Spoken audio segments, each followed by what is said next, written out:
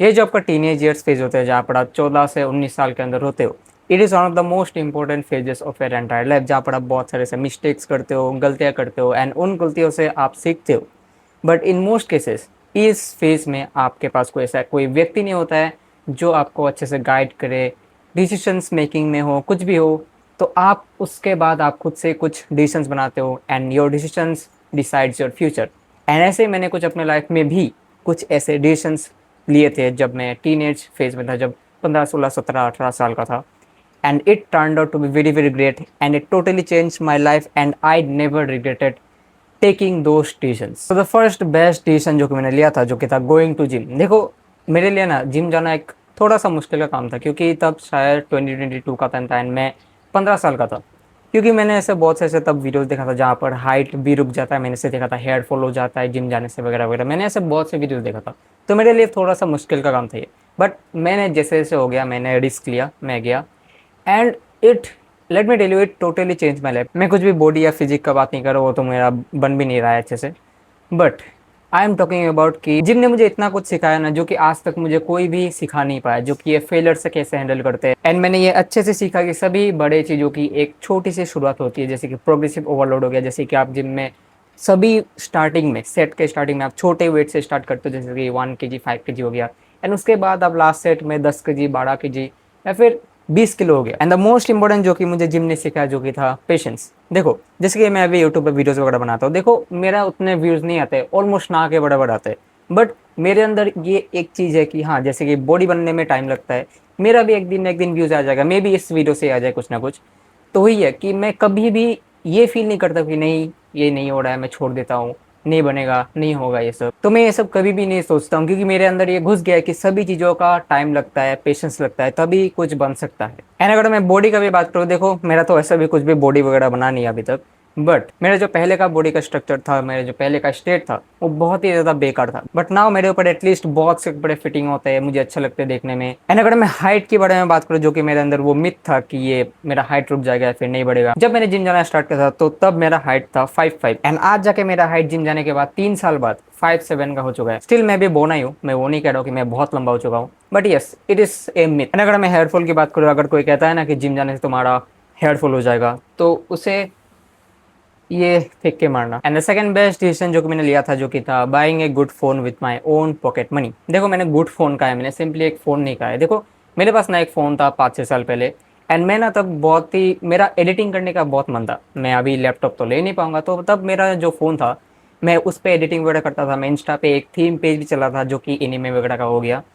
But वो phone इतना shit था, इतना गंदा था, उसका बार बार साल में 3 4 बार मदरबोर्ड डेड हो जाता था एंड मुझे बार बार सर्विस सेंटर भागना पड़ता था। एंड एक दिन वो साला हरामजादा फ़ोन डेड हो गया कंप्लीटली, वो और ठीक हो ही नहीं पाया। मेरा इतना इंपॉर्टेंट डेटाज वगैरह था उसमें। एंड उसके बाद मैंने सोचा कि चलो अभी पॉकेट मनी इकट्ठा करते हैं एंड कलेक्ट करके एक अच्छा फ़ोन खरीदते हैं जिसका परफॉर्मेंस अच्छा हो, ठीक ठाक 2 3 साल चल जाए। एंड उसके बाद मैंने ये फ़ोन खरीदा। एंड यू नो वट, अभी मैं जिस फ़ोन से अभी रिकॉर्ड कर रहा हूँ, ये वाला फ़ोन, यहाँ पर जो रिंग लाइट है, वहाँ पर मेरा आसूस का लैपटॉप पड़ा हुआ है, ये जो माइक है, वहाँ पर बहुत कुछ चीज़ें पड़े हुए हैं, सभी चीज़ें मैंने इस फ़ोन से ही लिया है। एंड मैंने भी फ़ोन खरीदने के टाइम ऐसा बहुत सोचा था कि भाई लैपटॉप चाहिए एडिटिंग के लिए, इंस्टा वगैरह थीम पेज चलाने के लिए, बहुत सारे ऐसे लैपटॉप चाहिए, मैकबुक चाहिए, बहुत सारी चीज़ें चाहिए। बट नहीं, मैंने जब इस पर ही काम करना स्टार्ट किया, इस छोटे से गैजेट में, तब मेरा ये जो मिथ था, मेरा जो ये जो मिथ नहीं कहूँगा, बट ये जो मेरा सोच था कि बहुत बड़े बड़े चीज़ें चाहिए कुछ पाने के लिए, ये मेरा पर्सपेक्टिव पूरा बदल चुका था। वैसे तो ये 2 3 साल हो चुके हैं इस फ़ोन का, वैसे तो अभी भी ये शिट ही है, बट मैंने इस फ़ोन को इतना घिस घिस के चलाया ना भाई, I can not even explain.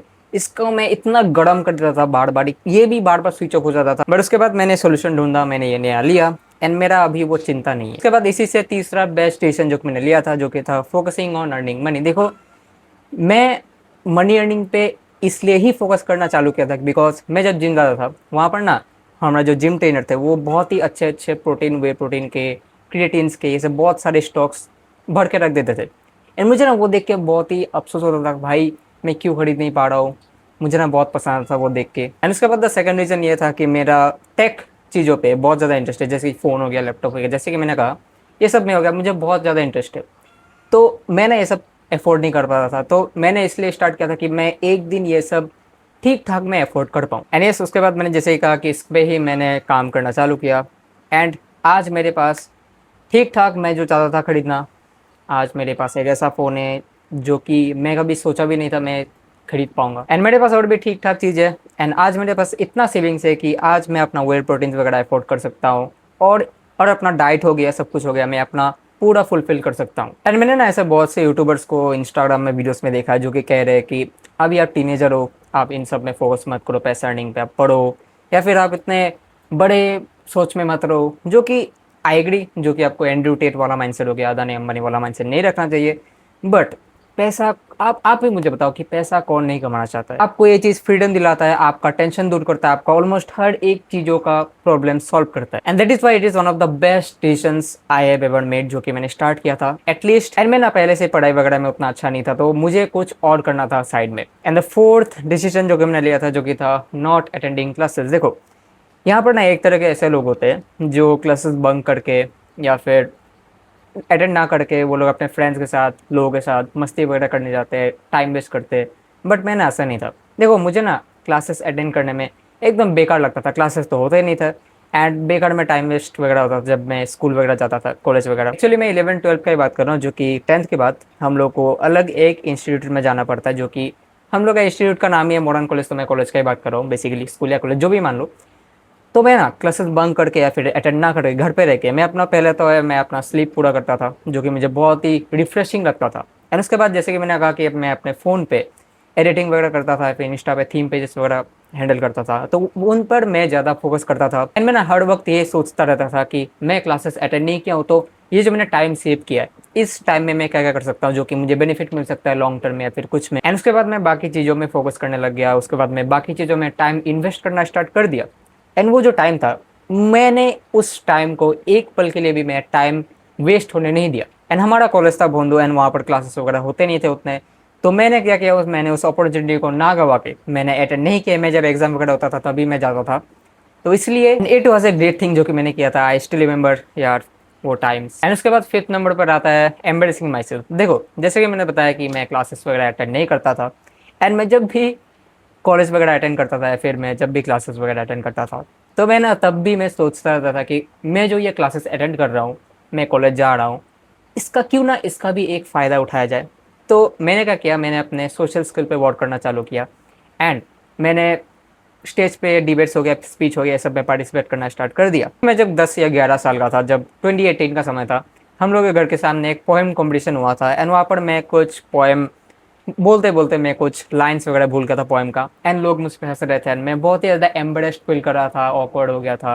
And उसके बाद से ना मैं कभी स्टेज पे पार्टिसिपेट करने का मैंने सोचा ही नहीं। एंड जब भी मैं स्टेज वगैरह का नाम सुनता था, मेरी बहुत फटती थी सुन के। एंड इसलिए मैंने ये सब में पार्टिसिपेट करना स्टार्ट किया। एंड उसके बाद ना ये सब डिबेट्स हो गया, स्पीच हो गया, ये सब में पार्टिसिपेट करते करते मेरा जो डर था ऑलमोस्ट चला गया था। एंड मुझे ना, एंड उसके बाद मैंने सोचा कि चलो ये सब तो करते ही रहते हैं, अब कुछ अलग करते हैं जो कि अपने आप को एम्बेरेस करते हैं, जो कि था सिंगिंग। एंड मैंने उसके बाद सोचा कि चलो कॉलेज में तो अभी सिंगिंग पार्टिसिपेट हो रहा है, तो मैं पार्टिसिपेट कर ही देता हूँ।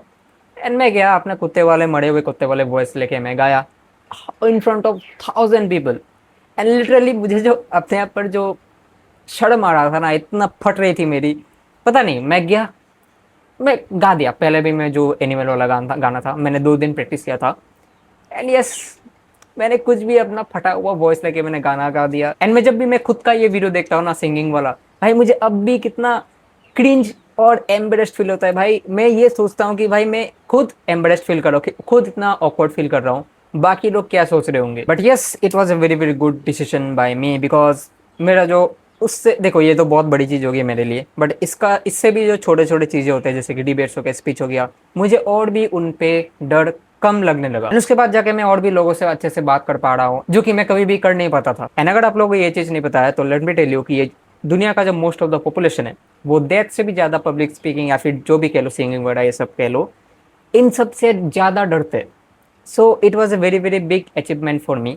एंड अगर इवन दो मैं इन सबको साइड रख के मैं अगर एक्चुअल में बात करूँ, तो it was a very very good memory for me. मेरे लाइफ में ये एक फनी मोमेंट ऐड हो चुका है जो कि बहुत बड़ा है मेरे लिए। एंड मैं लोगों को ये कभी भी बता सकता हूँ, and I can entertain them. So yes, it was a very very good decision by me. And the second last point जो कि 6th डिसीजन हो गया जो कि मैंने लिया था, जो कि था नॉट लिसनिंग टू पेरेंट्स। देखो, ये जो कुछ भी मेरे पास है अभी, जो कुछ भी मैं अभी कर रहा हूँ, मैं लाइफ में जहाँ अभी हूँ, it is all because I never listen to my parents. देखो, आप लोगों को ये गलत लग सकता है, मैं थोड़ा मोड़ा मार खा लिया था, मैं सह लिया था, जो कुछ भी मेरे पेरेंट्स मुझे बक रहे थे या फिर गालियाँ दे रहे थे, मैं सब कुछ मैं सह लिया था।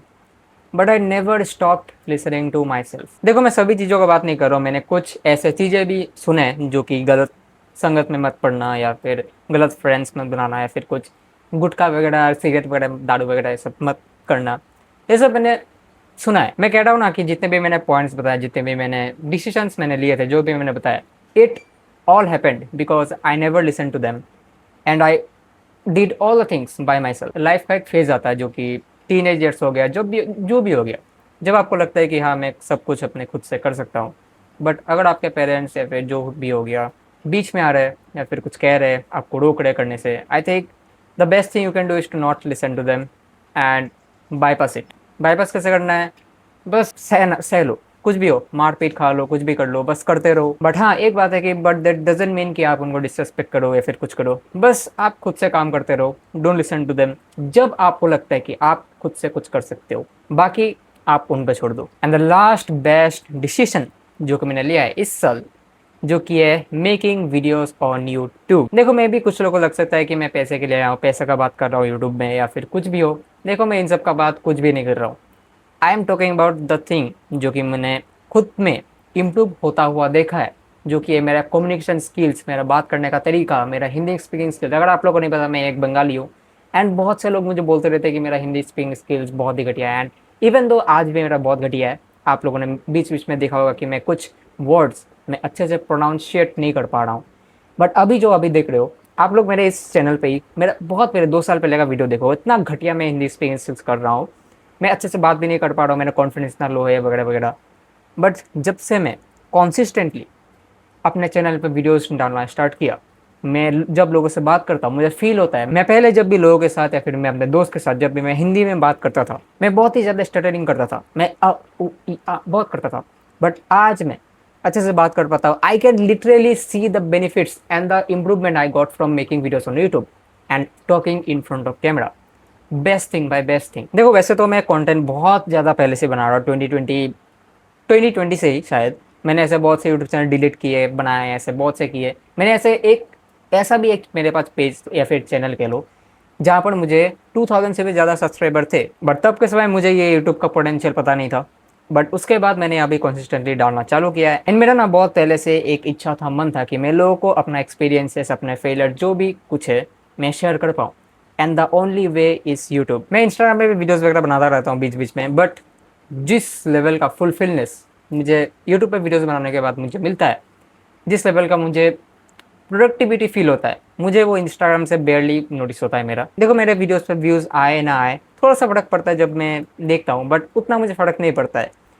बट मैं ऐसे बनाता हूँ, मुझे अच्छा लगता है, मेरा एक हॉबी बन चुका है वीडियोस बनाना। तो यही थे मेरे कुछ बेस्ट डिसीजंस जो कि मैंने अपने टीनेज ईयर्स में लिए थे। देखो, मैंने जो कुछ भी मैंने अपने डिसीजंस बताए जो कि मैंने लिए थे, इट डजेंट मीन कि अगर आप इसे फॉलो करोगे तो आपके लिए भी ये वर्क कर जाए, मे भी कर जाए। जैसे कि हो गया गोइंग टू जिम हो गया, फिर पैसे पे फोकस करना, या फिर यूट्यूब पे वीडियोस डालना हो गया।